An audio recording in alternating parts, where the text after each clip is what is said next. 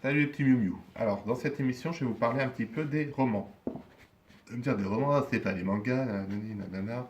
Hein. Bref, si vous arrêtez à ça, vous pouvez tout de suite cliquer sur le bouton au revoir et comme ça, vous n'aurez pas à m'entendre.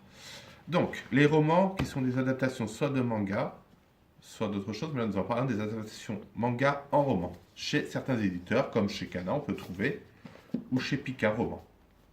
Nous avons aussi le style roman graphique, mais pour moi, le style roman graphique est un autre type d'adaptation qui n'est ni le roman ni le manga. Donc c'est pour ça que je ne l'inclurai pas dans cette émission. Mais dans une prochaine émission, nous découvrirons avec nos yeux fermés la dernière nouveauté des éditions graphiques Pika. Donc, si nous prenons chez Pika Roman, donc vous voyez ici par exemple l'adaptation au roman de l'Attaque des Titans. On aurait pu trouver aussi pour Hanover ou pour d'autres séries. Voilà. Alors vous allez me dire, pourquoi se fatiguer à lire un roman quand on peut lire un manga? Déjà, un roman c'est plus cher et un manga c'est plus facile à lire. Ça, je dirais oui.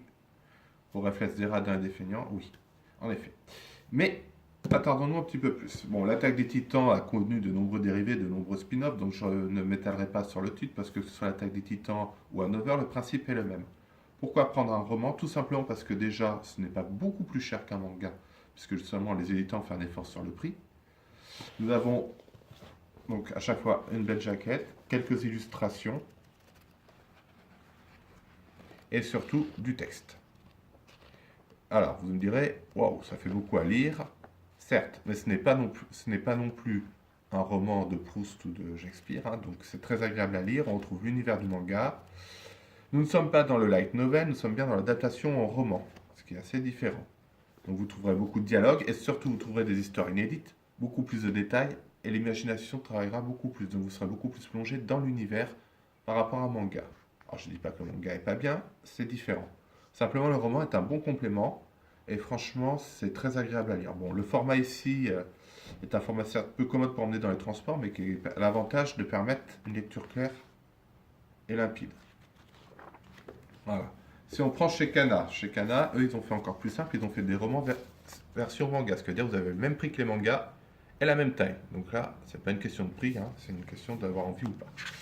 Donc, là, j'ai pris le roman de Shikamaru, tome 4, hein, par exemple. Voilà. Donc ici, des petits chapitres, on peut lire. C'est même le format des light novels d'ailleurs au Japon. Hein.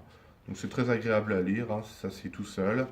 C'est pas du tout contraignant, ça permet de mieux découvrir l'univers, comme j'ai dit, et d'être encore mieux plongé. Après, vraiment, c'est une question de choix de format. Hein. Soit on préfère rester dans le manga, soit on préfère rester un petit peu plus dans le style roman. Voilà. Donc après, c'est à vous de choisir, mais les deux sont de très bonnes adaptations. Ciao!